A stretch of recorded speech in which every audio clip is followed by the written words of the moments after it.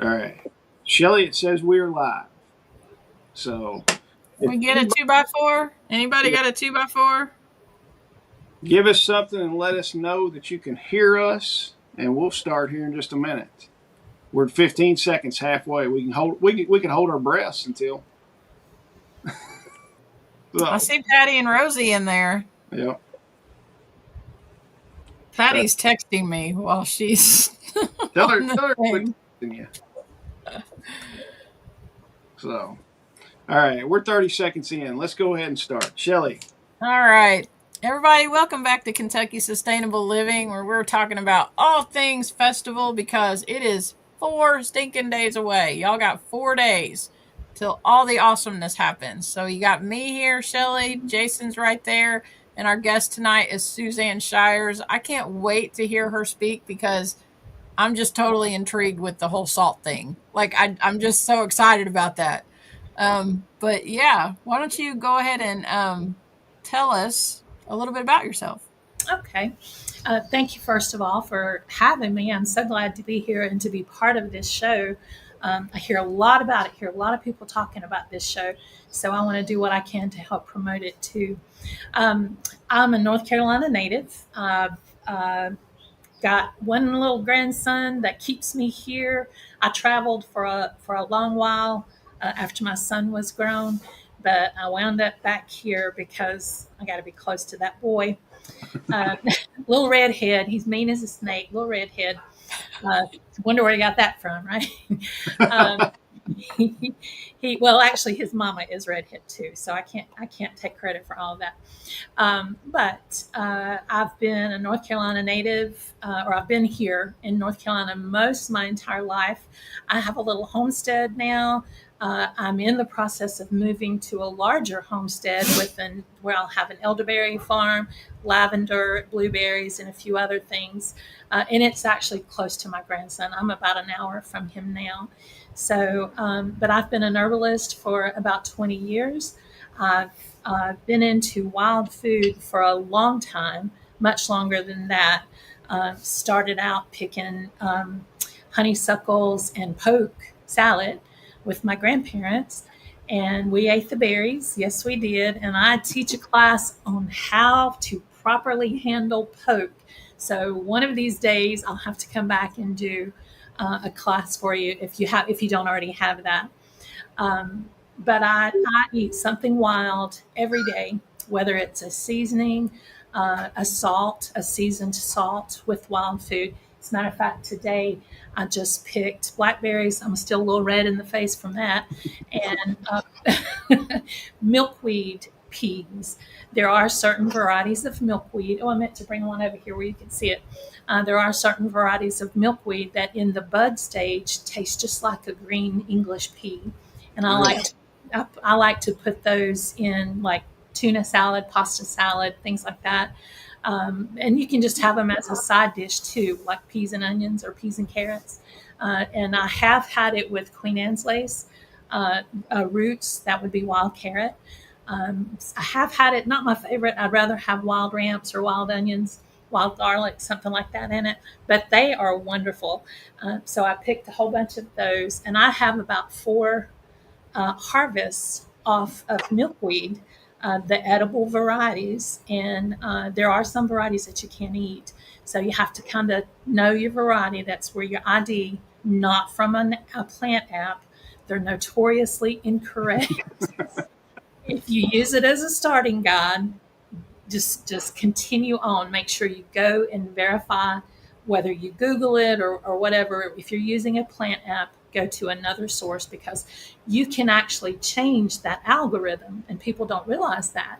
So they're putting in incorrect information, and it changes the algorithm.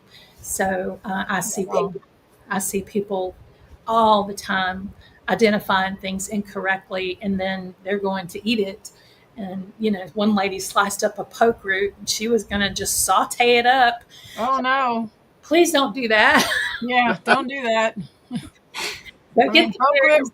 poke root is good, but you don't want to do that with it. No, you don't want to eat it. There are ways to use it. There are constituents that you can pull out with alcohol.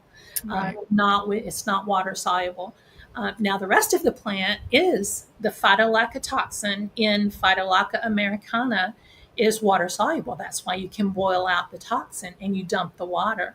So people don't understand that oh, I have to boil it 3 times. No, you don't. Get small leaves. My grandmother would get them smaller than her hand, and even on up into now, if you find the plant in the right stage, like in the shade, or a young plant that came up when land was cleared. There's a place near my daddy that he's probably got 100 poke plants that came up just a month ago, and these are brand new plants. So they're 3 feet tall, and all the leaves are small. And man, I was out there just gathering up a big mess of poke, and even though it was July, so people will say you can't eat it when the stem is red, things like that. But anyway, I teach a class on that, and that's a whole nother subject. But I've been an herbalist. I do sell products on my website, Simple Homestead Living. I sell products in person at shows. I do about 20 shows a year, or I did last year. So I meet a lot of people, and I'm an author, so people know me from my books. I have a wild food book as well as an herbal book, and 2 new wild foods books coming out later this year. And one of them is very special. I have a co-author. It's kind of a surprise coming out soon. So I'm really excited about that. But anyway. So you mean not everything on the internet's correct? There is that occasional thing that you might find. Suzanne, you've ruined my life. You just told me everything on the internet was not true. I'm sorry. I'm so sorry. No, we'll set you straight. I know you don't. I know you don't depend on that internet, but I was really hoping for that $40 million the Nigerian prince was going to send me. Yeah. Wait a minute, I got that letter. I'm not splitting it with you. Yeah. He's sending it to everybody. Yeah. You're going to have a booth at the festival. Are you going to be selling your books and stuff at the festival? I'll have my books there. I also create herbal games for adults and children, and that's called Go Forage Games. I have an ID deck, like a playing card deck. There's actually 12 of those, 12 decks, and it comes in a set. But right now I only have the first one. It's a brand new product. I have bingos, herbal bingos, mushroom bingo, tree bingo, snake bingo is coming. There's little boys that my grandson knows that are they can't wait for snake bingo because they want to play it. And I said, you can't go scare your mom with snake bingo and spider bingo, things like that. So it's all a botanical. I'm using my botany education on some of these things. And then I do have a line of products. Birchwater Farm is my farm. And I do have a line of products, about 120, 130 different tinctures for different things, teas, salves, things like that. As a matter of fact, I had somebody call me today. They're passing kidney stones. And I just happen to have on my truck one of the best things, and it's Joe Pye root and winter huckleberry. So along with Queen Anne's lace, you can really help the body. And I'm not a doctor, so please, if you're having kidney stones, don't go do this without checking with your doctor. But you can really help ease the body, or the body to ease the passage of those stones, even if they're small, whether they're large. If they're too large, that's a mechanical issue. You're not going to pass that, and that's where modern medicine comes in. But if it's a small stone, like normal stone, well, no, that's not a word that you would use with stones, but the average stone, you can certainly ease that passage. And I just happen to have those things on the back of my truck. So I made up a kit for someone today that's pretty much in pain. His wife came and picked it up, and I'm like, here's how you do this. I laid out all the directions. Go home and boil it. Go home and do this. Go home and do that. And so sometimes it's not just a single step when it comes to herbalism. Sometimes there's a protocol that people don't really think about. You might make a tincture of this plant or that plant, or combine the two, but there's a process to many, many issues in the body. You're always dealing with liver, you're always dealing with elimination. Lymph is a a big issue for a lot of people. The swelling, the inflammation, uh, arthritis is just rampant. And I know it's our diet, but there are things that you can do to help ease that lymph and that inflammation. So I really focus on things like that to help people, to give them ease and to make life a little better, especially for cancer patients and things like that. Oh yeah, yeah. So if the quality of life is there, even with a terminal patient, if they have 1 month or 6 months or 2 years, we don't know when we're gonna pass on. But if your quality of life is better, that's my goal. Um, even cancer, even with chemotherapy, things like that, they don't tell you that you're not gonna, it's gonna be completely effective. A lot of times it is, but we can certainly help give ease to people who are having issues like that. Mike wants to know if you're going to have the kidney stone tincture at the festival, I will. because he gets kidney stones, so he'll probably be hitting you up. Okay, I will. I will have several. I have several kidney protocols because that's one that, stones is one issue. Water retention, unproductive or low productive kidneys, and then just not the body just not gathering that fluid into the kidneys to go into the bladder. And it could be a bladder issue. It could be inflammation slash infection. So we're always looking at an itis and an osis to get rid of the inflammation that causes some problems, as well as infection in that elimination system. So not only in the kidneys, but we'll take a look at liver as well. If you're on medication for different things, and so many people are, you probably need some kind of liver detox, and that's not harsh, that's not jarring to the body. That's easy. It's a protocol just to get your body back in shape, to get your liver back in shape. So that's a goal I have too. But yes, I'll bring him a bottle of kidney protocol. He said his largest kidney stone was 17 millimeters. I don't know if we can do anything about that. That's Good Lord. Dude, that's like rocks out of your driveway. What are you doing? you can pave your driveway with that. Did you have lithotripsy with that? Did he have lithotripsy? We'll see. He'll put it out. Yeah, you that. could. I mean, if you got kidney stones that big, you just got to pee in the driveway, and pretty soon you'll have a gravel driveway. There you go. Oh, I just hit the comments. Now I see it.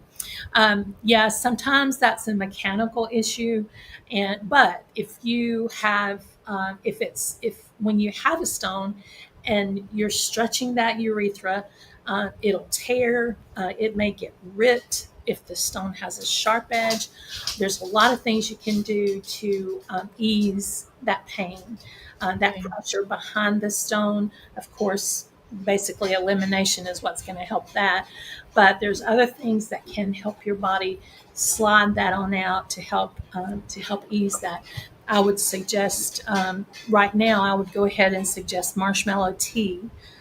You can use root if you don't grow it or you can't find it. You can use okra water. When you feel one coming on, start boiling some okra, because that mucilage is going to help. It's going to go through your body, into your kidneys, into your bladder, and help that ease. Someone that's got digestive issues can take mucilage too, and that would be the okra. That would be Rose of Sharon. You could use swamp mallow, regular marshmallow. My marshmallow gets about 10 feet tall, and it's just, the leaves just are all over it. So I gather a lot of leaves, and I use that for teas. But if you don't have anything like that, you can certainly go to a health food store and get marshmallow root. And the best way to do that is to put a tablespoon or two in a large glass of water, cool water, and let it sit overnight. Strain it, and it won't really be thick, like goopy. But you'll tell there's a little bit of mucilage in it, and just drink that freely. So you can use that. You can make marshmallows from the marshmallow root. So you can use both of those. You want me to answer that? Okra does. Or Mike might need some of that if you got 17 millimeter kidney stone. That's what I'd have. That would be that'd be what the doctor ordered. That was bourbon. That'd be what the herbalist ordered. Yeah.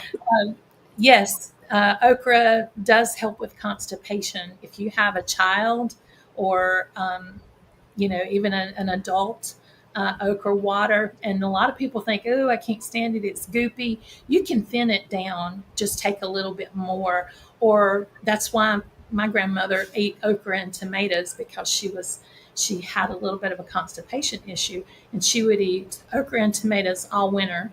And I remember her eating that, saying, I got to have some okra tonight.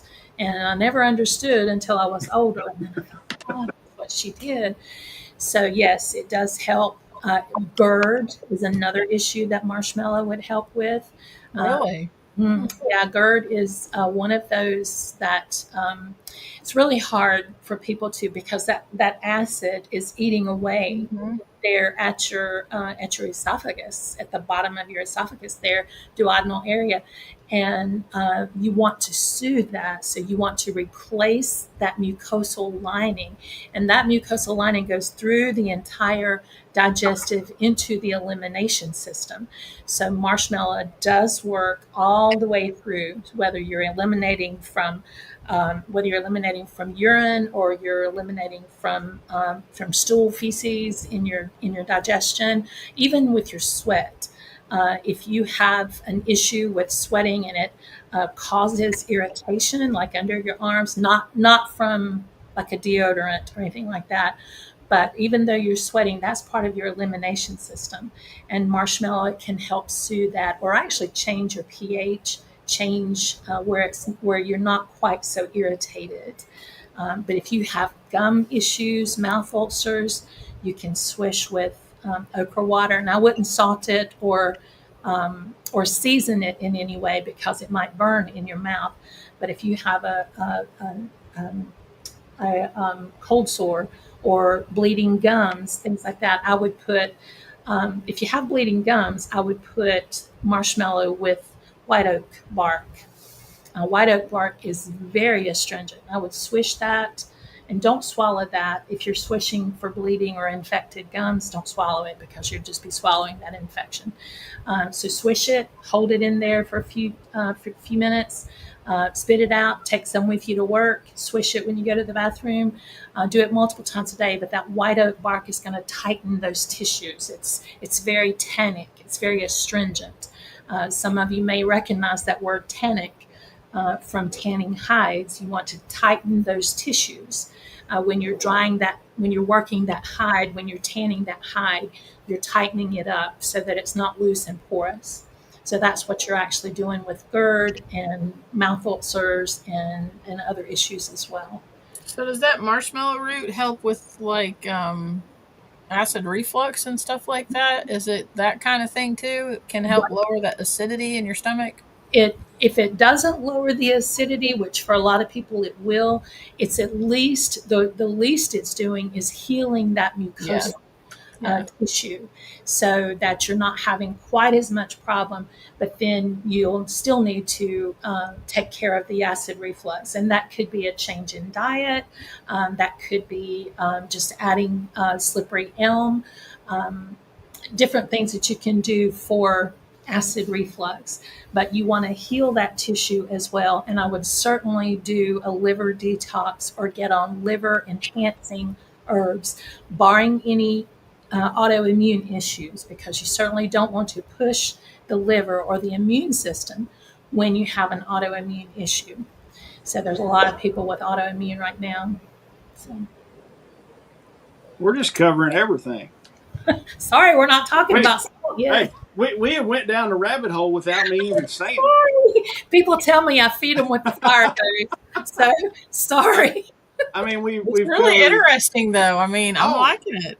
yeah. I mean, I'm interested. I mean, we've covered kidney stones, constipation, mouth ulcers, all Sometimes I kinds of have stuff. time stopping because everything's connected. It's like this one Yeah. is connected to that, and yeah. So Oh, yeah. I do that in my classes. I'm throwing out little tidbits, and I'll go research this or go research this constituent in this plant, and the constituent in marshmallow, of course, is mucilage. There's a bunch of other things, vitamin C, antioxidant, things like that. But the main one in the marshmallow is mucilage. And if you just go and study mucilage, it's amazing what you'll find out. Really. So, Well. yeah. All right. I mean, it can do mucilage is emollient for your skin, but it's demulcent inside. There's a difference there. So you can put, if you have a burn, marshmallow is great. If you think of aloe, aloe is emollient for your skin. It's healing. Well, marshmallow root's actually my favorite. I mean, a lot of people will keep a bottle of aloe. I keep marshmallow. I make it up fresh, and I use it on burns. If it's a third degree burn, that's a little iffy.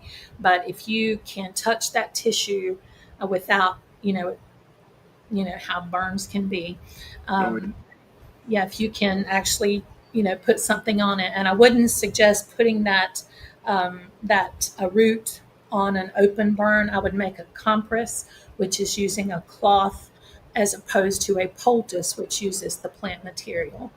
So, but you can certainly heal because it mimics the skin when you've got a burn or you've got a cut or a scrape. If you've got a really abrasive scrape, like road rash. Used to have Harley, so I know what road rash is, unfortunately. And man, that mucilage was so soothing, so healing. And I put a little spilanthes in there with it to numb that tissue too. So, yeah. awesome, man. We covered it all. I think. Yeah, Mike. Mark. One stop shop, it just works for a lot of things, especially that elimination system. Now, it wouldn't do anything for your heart. Hibiscus would. Hibiscus is great for your heart, and it's in the mallow family. But marshmallow or okra, anything like that, is not necessarily good for your heart or good for brain function, things like that. But it does, as far as your elimination system and your digestive system, it's great, great. Awesome. Like I'm looking up what marshmallow plant looks like because I don't know if I have it here or not. You probably do. If you I have got a lot of stuff. if you have a rose of Sharon, the flower looks like a rose of Sharon flower. The I leaf, have actually, Rose of Sharon. yeah, the leaf is larger and fuzzy. It's pretty fuzzy. So, All right. yeah. All right. Somebody look that up. Look up mucilage, like mucus. So those mucosal tissues, you're replacing those. You're helping to heal those. So that's where your marshmallow comes in. All right. Suzanne, you're going to do a speech on finding salt in the wild, but also you're doing a workshop. You're doing fermentation of wild and domestic foods. Let's hit on that a little bit, and we'll make the people wait for the salt because I don't hear a lot of people talking about salt in the wild.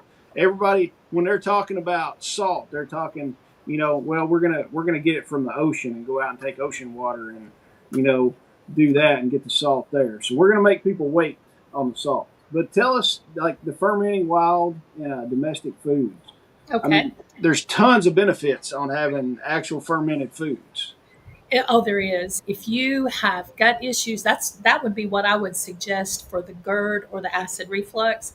Get on ferments, and people don't realize how wide the category is for ferments. If you're if you're if you have all of those issues, anything digestive, because there's lacto fermentation. Of course, people know beer and know wine, things like that. Those are fermented as well, but that's a completely different kind of ferment, as well as vinegar. Vinegar is fermented, and that uses a mother or a SCOBY. The class that we'll be doing here is lacto fermentation, and lacto means to express. So you're expressing the liquid, the fluid, the juice out of those vegetables so that the bacteria and the yeast can actually ferment and make live cultures for your gut. Now, I can eat ferments 3 times a day. My gateway ferment that I get people on is fermented ginger, garlic, carrots. And we'll talk about that at class. So, and it is fabulous. It's one of the best pickles you'll ever eat. But it's a carrot. Sounds good. It's tasty. I'm gonna. It's too late. Probably too late for me to get some going now. But I can start them, and they'll be bubbly. Like when you open the jar, it's like they have, like you just opened a Sprite. I mean, they bubble. That's because there's sugar in the carrots, and but there's 2 types of lacto fermentation. There's brined and self-brining vegetables. Kraut or something like that that's chopped fine, that's a self-brining vegetable. But now the brined would be like carrot sticks where you need the liquid to keep them fresh. So we'll be talking about both types of fermentation under the lacto fermentation. So we'll do both of those. And then even cheese, aged cheese is fermented. Cold cuts, dried salami, things like that, those are fermented. You don't call it ferment, you call it a brined or dried or smoked, but it's still fermented. But we're going to focus solely on the lacto fermentation. And we'll gather some, if anybody wants to help me. I'm not sure if there's a lot to gather around the festival grounds, but I'll gather some things here. I've got dandelion greens, I've got several other types of greens, and I'll talk about some of the wild food. And when you're in a survival situation, focusing on that nutrition is key. People say, oh, you're going to need calories. You're going to need calories. Yeah, you're going to need calories, but you're going to need nutrition because we're storing so much dead food. If you've got your, there's how many different brands, and I don't mean to knock anybody because it's good food. We're going to need food, right? But it's got a lot of salt. It's heavy in preservatives, things like that. So you're going to need some fresh food. And if you know how to ferment that, and this is going to go right along with the salt class. So if you know how to ferment that food, you're going to increase your nutrition tenfold. Because the vitamin C alone is just huge in a jar of kraut or kimchi or whatever you're fermenting.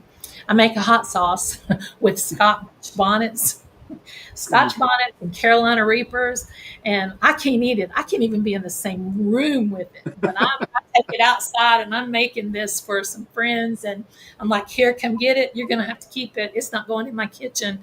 But it's hot, and boy, you talk about good, because I'll put lemons in it and cayenne pepper and the salt, of course. But then we just flavor it. It's not just hot. There's just so much flavor in it because it's fermented. So, and that's a great way if you have people that are finicky. They're really not thriving. If you can get them on some ferments, even if they just suck on it and don't chew it up. Because I like it crunchy and crispy and sour. A lot of times that'll jumpstart, it makes my mouth water just thinking about it. So, but if you can get people to thrive once they start, get used to ferments. We go to a restaurant and my friend will say, this needs some of your seasoning. Because I ferment everything. I ferment all my seasonings. I ferment, if I don't like a ferment that I've made, I'll dehydrate it and use it for mashed potato sprinkles or salad sprinkle, or crush it, grind it up and use it as seasoning, or crush it up and put it in soup. And you're just adding so much flavor to all these different foods. So it's not just a scoop of kraut. If you're just not really thrilled about having to eat kraut, take the class. You'll be really glad you did. We talk about a lot of stuff. So Miss Sharon has a question. Is it true that the parts of Rose of Sharon are edible, all of them? Yes. leaves are edible. I have to look up roots, whether they're edible. They're not palatable. They're not meristematic. So that means you could put them in a soup or grind them up and use them for some other way. But just chopping down on one might not be that delicious. But the leaves, the buds, the flowers, especially the flowers, and I put the flowers. I'll dry the white flowers and add them to a toothpaste, to a tooth powder to make. You remember that commercial? It's a great feeling. That chick rubbed her tongue. Yeah. Rubbed her tongue. Y'all got to be my age before you realize what Yeah, this I is. remember it. But she just goes, it's a great feeling. Well, she rubbed her tongue across her teeth, and they were slick. Well, marshmallow, the leaves of Rose of Sharon, because it's so plentiful for me, I have it growing in about 6 different spots. I'll dry it, grind it up, and put it in my tooth products. Really? So Bill wants to know, are sow thistle bloom buds edible like the young leaves are? They are. Again, there's a meristematic. If it's not the tasty bits, you can always put them in a soup or put them in a broth and strain it out. Just because it's edible doesn't mean you have to chow down on it. You can get all of the goodness out of it. And I'm a firm believer that if you get down to the non-meristematic part, the stiff stem, chew it and then spit it out. Get the goodness out of it. I mean, you can even eat grass that way. You pull a long stem of grass like foxgrass. You get that part down at the bottom that's white and looks juicy. A lot of people will chew on it and spit it out. You're getting the nutrition there, even though you can't digest that fiber. So you spit the fiber part out, but you get the stuff that's in between the fiber that holds the fiber together. So there's a lot of ways to get nutrition in the wild, and whether you're in a field or in the forest. But yes, the sow thistle is edible. The flowers are edible. The roots are edible. The question is if it's meristematic to you. All right. That's pretty neat. I'm not a sauerkraut person whatsoever. I've just never been. My aunt and uncle made it all the time when I was growing up and over at their house, and I just thought that I would see them eating, and I'm like, that is the nastiest looking stuff ever. And I'm like, I don't like it. I had somebody give me 3 big heads of cabbage, and I made sauerkraut this last weekend. I started it. I love sauerkraut. Mm-hmm. I like raw cabbage. I don't like cooked cabbage or grilled or anything like that, but I love sauerkraut and I love raw cabbage in a salad. So I like cabbage in a salad. One of my favorite ferments is cranberries and apples in with cabbage, with just a regular green head of cabbage. And you can put garlic and ramps. I'll put ramps. I get a bunch of ramps every year, and I ferment them. So, but let's see, the cranberries, and I'm using Cornelian cherries now for my cranberries. If anybody has a Cornelian cherry tree, I just made 6 jars of Cornelian cherry cranberry sauce. So I'm going to do a Wild Foods event in Georgia with Anne Marie Belia, and she asked me to do the meats. So one of the meats I'm going to do, I'm kind of giving away a little secret here, is a sumac brined turkey with Cornelian cherry cranberry sauce. So that sumac brine is fabulous. If you know sumac, that's one of the best seasonings that you'll use. So it's really good, really good. That sounds good. I don't even like turkey, but I'd try that. Yeah, turkey is my favorite. I would rather have a turkey than chicken. So I there's something about turkey I just don't like it. And my mom was putting corn up this week, and she told me the other day we went down there to her house, and she was like, "I've got a turkey breast that I had to thaw out. I had to make room in the freezer." She's like, and we do Sunday dinner at my house, and everybody comes up. And she's like, "What if I do a turkey breast?" And she's like, "I'll fix dressing with it and gravy and everything." So and then she's like, "I'll do a pumpkin pie." And I was like, "Are we having like Thanksgiving in July or what?" So essentially, yeah, realistically, last night we had Thanksgiving dinner in July, and I'm like, this is kind of weird, but Well, I bet if you were to have that sumac brine turkey, anytime you're brining wild meat, especially, instead of using a vinegar base, I have found that a salt brine base, and if you have extra kraut juice, by the way, dehydrate some kraut and sprinkle it on your potatoes. If you don't like it,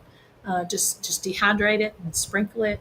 Oh, just completely changes, and you're Really? getting those probiotics. You're still getting those probiotics, but yeah, if you I take and ferment the sumac in some salt water, and especially if I'm grinding up sumac for seasoning, and it's called zatar, ZA''ATAR, zatar. It's a Mediterranean spice, but if you're, I'll make my own zatar, but then the fines, the seed, and the just the outer bits will be left over, and you have to grind it in a low-powered grinder. Do not grind it like in a Vitamix, because then it's just going to be grainy because you'll grind up the seed. Use a coffee grinder or something like that, very low power, and grind it, sift it, and you get the nice powder. And then save those fines that you sift out. Save that for seasoning or for lemonade or whatever you're going to use. So if you're double duty there, you're not wasting so much. And I'll take and just stuff that in a jar, fill it full of water and some salt, and let that sit for about 3 days. And then I'll strain that off and use that water, that brine, to brine my turkey. Oh, so good, so good. It sounds like it. Bill wants to know, what can you do with wild black cherries? Make a syrup. Make a syrup and then have cherry soda with tonic water. That's just a tiny bit of quinine in the tonic water, not much, but every little bit helps. You can make your own tonic water with cinchona bark if you wanted to. But if you have the just tonic water from the grocery store, make your syrup, and it doesn't have to be thick, depending on how much sugar you want to use. Most of my jams are thin because I don't use as much sugar. A lot of times jams, you have more sugar than you do fruit. Well, I'd rather have preserves where the fruit is more, you get more fruit than you do sugar. But I'll mash that up, strain it, boil the berries, boil the cherries, mash that up, strain it, and then I'll put my sugar in there to make a syrup, and it'll be thin. It won't be like pancake syrup. Put a quarter cup in a glass of ice and fill it with tonic water. Ooh, that's so good. And then save the pits. Put the pits in alcohol to make almond extract. So you don't throw away your pits. Wow. That's your almond extract there. Wow. I'm drinking from a fire hose tonight. I know. Like, I'm sitting here going, I'm going to have to come back and rewatch this video and write down notes. Like, oh my gosh. I was making a few notes, and I'm like, screw it, let's go back and watch it. So, well, I have a laboratory in my kitchen. So, because I've got, let's see, 4 jars, and all of the jars are different. I'm talking 2-quart jars of ramps fermenting with something. There's the bulbils on garlic. Oh, if you let your scapes, if you cut your scapes off of garlic, you've got a scape, and you can just dip that in butter on your grill. Just let it simmer in the dish of butter on the grill, and then just use that scape to put on your, to dab butter on your steak on the grill. Yeah. And then garnish your steak with that nice curly little scape. Well, leave some scapes to let them bloom, and you get these neat little bulbils. And I'll bring some. I've got some laying over here on the counter. I'll bring some this weekend. But you've got these neat little bulbils, or just bursts of garlic in your mouth, and I'll ferment those, and you can use those like a caper. So they're garlic capers. I get 5 harvests off of my domestic garlic, and I never harvest the bulb. really? So I'm doing a webinar on that, and that'll be available on my Patreon soon. Right. I'm down with garlic. I love garlic. Garlic on anything is good, no matter what. Yeah. Wild garlic has a little bit of a different taste. I'm sure everybody is familiar with ramps, or most people should, in Kentucky should be. In Ohio, up your way, you should be very familiar with ramps. And if you got a really good patch, I'm looking for some seed. If you happen to pick any, I'll trade you something. Bill, if you got ramps, I'll give you some kidney tincture. But anyway, the ramps are wonderful, but then the onions have a thin, almost, if you think of chives, that's what the onion looks like. And you can dig up that little clump of bulbs, and that's where the bulb has sprouted and resprouted and resprouted. That's why you have such a clump of bulbs. Well, domestic garlic will do that too. So I use garlic for pest control. Aphids hate it. Japanese beetles hate it. Deer hate it. So it's very, very useful to have a lot of garlic. And you just make take a 5-gallon bucket, 2 big hot onions, and three bulbs of garlic. Chop that up in the bucket of water. Let it sit in the sun, and then strain it and spray it on everything. You won't have Japanese beetles, Really? so, or aphids, or cabbage lopers, or deer in your garden. So they just don't like it. They don't like That works. I like Hey, the ramps, and I'm thinking I might have this growing out in my forest. the wild garlic, or the wild The ramps. the ramps. Like I've Well, never seen this before, but I think I have it growing. yeah, I just got some ramson seed. That's a different kind of ramps from Europe. So I've planted on my new property. I'll have ramps and ramson seeds, or ramsons, which are more plentiful. Over in Europe, it's considered an invasive.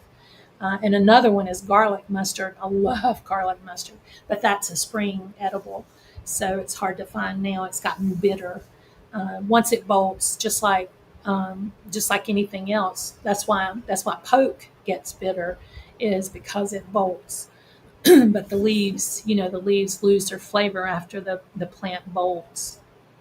oh So, yeah.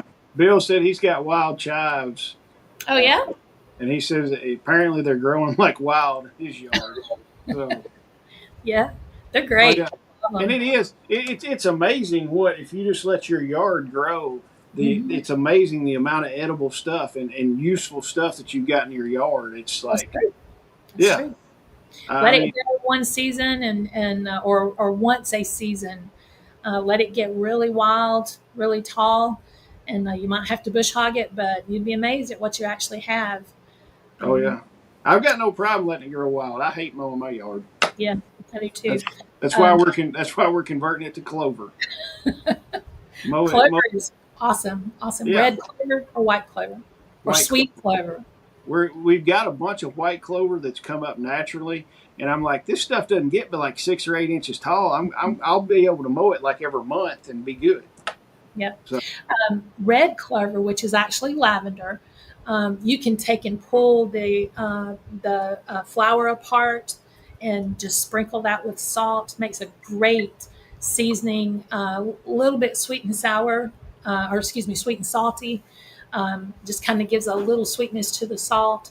Um, Men don't necessarily want to do a tremendous amount. Like if you're heavy on the salt, I would go light on the clover because it's an estrogenic. But it's not going to be so much that you're going to start having issues. Just if you have an estrogen related issue like breast cancer, um, ovarian cancer, things like that, where it's estrogen related, you do have to watch that estrogen intake. But otherwise, anybody can have it. I personally like my sheep to eat clover and convert it to lamb burgers and lamb chops. That's the Yeah. way I like to eat my clover. So Well, there's a sweet clover I'm looking for. I've got seeds, and I keep looking for it on the side of the road, and it should be up now. Um, but it gets tall, and it's a white. You wouldn't think it's a clover. It doesn't look like Trifolium pratense. It doesn't look like that. It's a white, tall clover, thin, and cattle love it. really, Yeah, any ruminant loves sweet clover. oh yeah. Bill So, says you can also eat the white portion of the red clover blooms. Yep. Wow. It says it's sweet as honey. All right, They're very good. Suzanne, don't give away all the secrets, but hit like a 10,000 foot view of finding salt in the wild. Okay. When we got a hold of you and were talking about it, I'm like, salt in the wild. I'm like, that's up my alley. I'm like, let's do this thing, but don't give away the secrets yet. Do that. Wait until Friday to give away the secrets on that. But like the 10,000 foot view of finding salt in the wild. I'm going to show you some plants. I'm going to bring some samples of plants. I'm going to show you some things on how to actually create your salt. We're going to talk about different plants that you can get salt from. You don't have to have a salt well, or I think there's several in Virginia. I'm sure y'all know Big Jim, and he takes his salt pot around and Yeah. he gets that salt. Well, salt was a very precious commodity for those who had the salt, even like the Roman road in biblical times, salt was a commodity. You needed it to leaven bread, so it was very important. Now we think of salt as being a white or pink crystalline type mass, maybe gray, but it's always something that you sprinkle from a salt shaker, so to speak, sodium chloride. That's not necessarily the only type of salt that you can use. Now, we'll talk about different ways to get your salt, different methods to get your salt, and the different plants. And you'd be surprised at some of these plants that you can get salt from. Really. So, Now are most of these plants pretty well native to most parts of the country?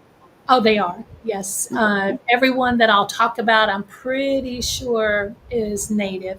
And you may have to look for it. You may have to actually plant it to get it. I transplanted some here, and it just happens to take over. It's a native, and it will not necessarily take over, but I let it go, and it'll so it's taken over everywhere that I've put it.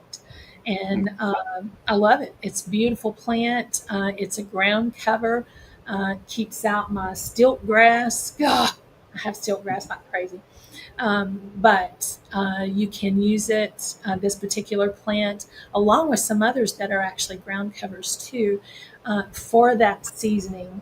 And then if you're going to preserve meat, we'll talk about that, how to use it, or what to do with preserving meat. We'll talk about several ways to incorporate this into your daily life. Okay. Now the salt that you're getting from these plants, how is it different than your Morton salt that you're going to buy at the grocery store? Most of these plants are going to be a mineral salt, and we are sorely lacking in minerals. Now, if you're using iodized salt, that's bad iodine. That's not a good iodine. It was a byproduct of World War II. They needed to put it somewhere, so guess where they put it? Just like fluoride. Don't get me started on fluoride. It was a byproduct, so it had to go somewhere. Oh, there's an iodine shortage. People are having goiters, so let's put this iodine. Well, it's the wrong kind of iodine. There's two different kinds of iodine, and this is not the kind that we need, that our body needs, that our body recognizes. So there are issues with an iodized salt, and you don't want to use iodized salt in canning. It can discolor your lids. It can cause failures. I know people have used iodized salt for years. That's luck of the draw. But that just about everybody has a failure once in a while on a canning jar, and they have found that iodized salt can cause the ring to have some issues, along with vinegar too. We're no longer cleaning the rim with vinegar unless it's an oily product like beef or fat or ghee, something like that. But the iodine is not the only mineral that you need. Now a lot of people are using Himalayan salt. Well, now we're finding that Himalayan salt has arsenic, especially if it's coming from Pakistan, not the Israeli, and I forgot. Oh gosh. Mhm. It's got a lot of the cheaper Himalayan salt comes from Pakistan. And I found this out from a lady who imports huge pieces of salt, huge rocks of salt, and she was getting it, some of it from Pakistan. And she does her chemical analysis on it. She sends off a piece, and it came back high in arsenic. So she almost lost her business there. Yeah. So arsenic and lead, several different things. And have a I have a theory on lead. I didn't come up with it myself, but lead is not a problem that they told us it was. So that's a little conspiracy theory. If you want to talk about it, come over to my booth and I'll tell you what I'm. My Oh, theory is lead. So we we can go use down lead in a minute. we Oh, use we use Redmond salt. Redmond. Is it okay? Yeah, I use Okay. Redmond. Yeah. Now, I love that stuff. It's so much more flavorful than just regular like salt, like the iodized salt you get at the grocery store. The first time I tried it, I was like, "This is like some kind of seasoning or so." Like it just doesn't taste like regular salt. It's so good. Right. Right. I love it. I love it. now, will that salt be more like the Celtic sea salt that we're getting from the plants? Celtic sea salt, just had a recall. Did it? Celtic sea salt is here the company is here in Asheville, Yeah. Asheville, North Carolina. So they just had a huge recall. And I don't remember if it was lead or arsenic, but their salts were contaminated. I think they've gotten it taken care of. But, the way I feel about it, everybody has slip ups. I don't feel like it was a bad product. I don't feel like it was poor quality. Somehow they got a contaminated batch. Any food is going to be that way. Well, now the thing behind the contaminated batches of stuff, it's quote contaminated, but then if you look at it, there's all kinds of recalls on certain things, and then they're just putting them in these deep underground storage bases for the government. Right. So the government needed a bunch of Celtic Here sea we go salt. with a rabbit hole. Hey, the government needed a bunch of Celtic sea salt for these underground bases, so they went to the Celtic sea salt and were like, "Hey guys, you have a contamination of lead in here. We'll take this off your hands and don't tell anybody." yeah, I'm a second generation conspiracy theorist. I've been doing this since the 70s. So I can tell you about some old conspiracy theories that we forget about, that if, of course, I was a kid, but I remember my mother, she panicked over certain things. Y2K, she didn't think the world was going to end, but what if bad things started happening? And what is her 4 little kids going to do? Of course, we were teenagers by that time. So she was stockpiling and putting stuff back. And we always had huge gardens. My daddy didn't believe in stringing up the beans because he had 4 people shorter than him to pick beans. We had to bend over and pick beans. He didn't string them up. So, and I mean, my mother would put up 250, 275 quarts of green beans every year, just green beans, at least twice that many tomatoes. And because we would have spaghetti or soup at least once a week. And so I've got this long history of buying a year's supply or focusing on what am I going to have to eat this fall, or Right. the spring comes up and the plants come up in the spring, but there's February and March that not much comes up. So what are we going to do? Right. So I've got this long background of doing that type of thing, and I have to cut back. I have to, because I live alone, but I have to pull back on what I preserve because my instinct is there's 12 gallons of blackberries and I'm only picking 2. Yeah. So I have to make myself pull back. Oh, yeah. All right. Now, since you're in a long line of conspiracy, did we actually land on the moon? Oh my God, we were talking about that today in a training class. Have you really taken a good look at that tin can? Yeah. On legs? Yeah. I don't think we landed on the moon. And I honestly am almost ready to say the Earth is flat. The firmament, I mean, when the Bible tells you there is a firmament, I am not flat. Did I say flat? Did I say flat Earth? It's more dome-shaped Earth. Shelly, we're gonna have to do like the conspiracy night. Look, see, she's getting upset. She's rubbing her head now. Shelly, if I started something here, y'all gonna be gathering around my books. No, this is not you. It's not you. Trust me, it's not you. I find a little bitty crack, and I just blow the crack open. Oh no. This is daily. This is life with Jason. It is what it is. They landed that little thing on stilts that looked to me like drywall stilts. You know what I'm talking about?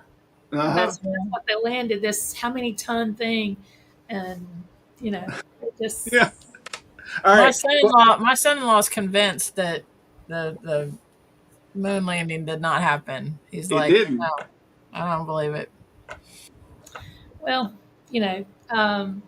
what's his face? Glenn, I start to say Glenn Beck.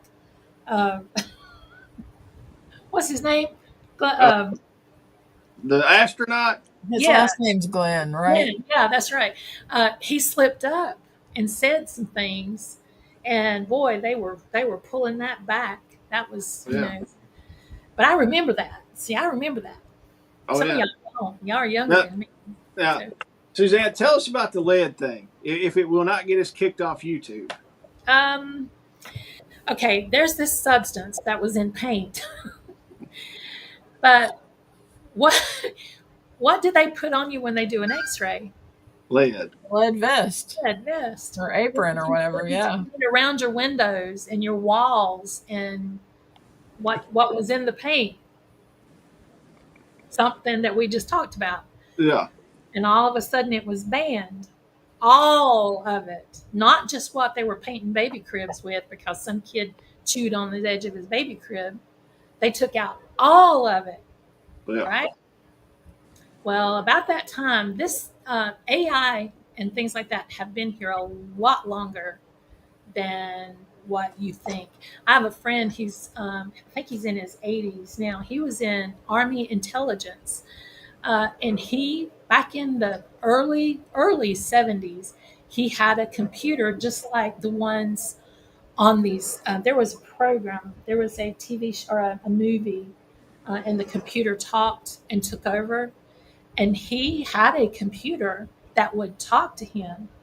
It would say, "Good morning, George." I'm using another name. "Good morning, George. How are you?" And he would say, "Fine, thank you, Emmeline." And she would say, "Do you want your coffee today? I'll turn it on for you." And it would turn the coffee machine on. He had to, of course, get it prepped the night before. But this was back in the early 70s. And he says, people think it's just now coming about, but yeah, whatever we have going on now, you can pretty much guarantee it was actually developed for military use or whatever several decades before we're seeing it. So yeah, I totally believe that. Yeah. And what will they tell you? Oh, if they're going to make fun of you, you think somebody's going to plant a chip in your head. Oh, that's 80s technology. We're way past chips. Don't come at me with chips. We're talking nano technology that can stream in your bloodstream. Oh yeah. There is nanotechnology small enough to infiltrate, and not every parasite, you see a lot about parasites right now. Not every parasite is a living, breathing animal / insect. I'm a believer in that. Yeah. I mean, we could touch the third rail, but we're not going to touch that third rail that starts with a C. And it's not COVID, it's CAN something. That'll get us kicked off YouTube fast. Right. Well, I was talking about taking out the chemicals out of paint. Well, about the time that technology came around was when there was listening devices, things like that. Well, they couldn't penetrate. The devices couldn't penetrate. That's funny. I didn't make it up myself. I can't put my finger on some literature right this moment, but I can find some stuff for you. Later, I can look for some things. But yeah, I'm a firm believer that we have only broached the subject. We haven't delved into it. I tell you, I'm repainting the inside of my house right now. I think I've got a lot of lead for making bullets. I might melt some and put in the paint. I mean, Lincoln's old enough that he doesn't chew on the windows or anything. So, You can get lead blankets, like if you're putting up insulation. oh, we could. We tore out. I've torn out a bunch of old shower pans because I'm a contractor that are lead lined pans, and man, I take those things and roll them up, stick them down by the shop, and I'm like, I'm gonna melt those and make some bullets. Mm-hmm. Yeah. I've got a bunch. Yeah. I'm gonna make my own lead based paint, Shelly. You go, Jason. Sorry, Shelly. Sorry. This is fun. All right, we probably need to cut the shenanigan stuff. Shelly? Yeah, we need to talk about the festival. So the festival starts this Friday, y'all. It's Monday. You got 4 days. Yeah. If you go to KentuckySustainableLiving.com and register for our newsletter, sign up for our newsletter, you'll get a discount code, 10% off of anything on our site, which includes our tickets. So you could get a little bit of a discount on tickets in advance. Tickets are $35 for adults, and children 17 and under get in free. That's for the whole weekend, for all of the workshops, all of the speakers. You can't beat that with a stick, man. Go get your tickets and come get your learning on for real. Some of the speakers that we have, besides Suzanne here, who's going to teach us how to find salt in the wild, some of the speakers we have. Yeah, we've got William Bond's going to be there talking about building a permaculture homestead. He's also doing a workshop on how to make compost. S&B Homestead Radio is going to be doing communication. We've got Chronically Healthy. They're going to be talking about, which I've been telling that like this title, that's not even what they're going to be talking about. So I'm going to tell you right now what they're going to be talking about. They're going to be talking about how to decode food labels. It's so important. This whole new thing that I'm on, this health kick, whatever, learning what is in your food, because they will disguise all the bad stuff with all things, just words that you don't know. And you read through it and you're like, I don't know what it means, but it tastes good, so I'm going to eat it. Don't. Learn to decode your food labels. Yeah, like fructose corn syrup is now 6 different ingredients. Right. So they list those out and you don't know what you're getting, right?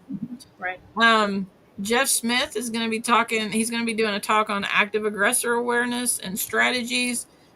Bear from the internet, he's going to be talking about building community. That's just a few of them. Some of the workshops we have a dog training workshop. We've got a canning workshop. We've got a how to make biochar workshop.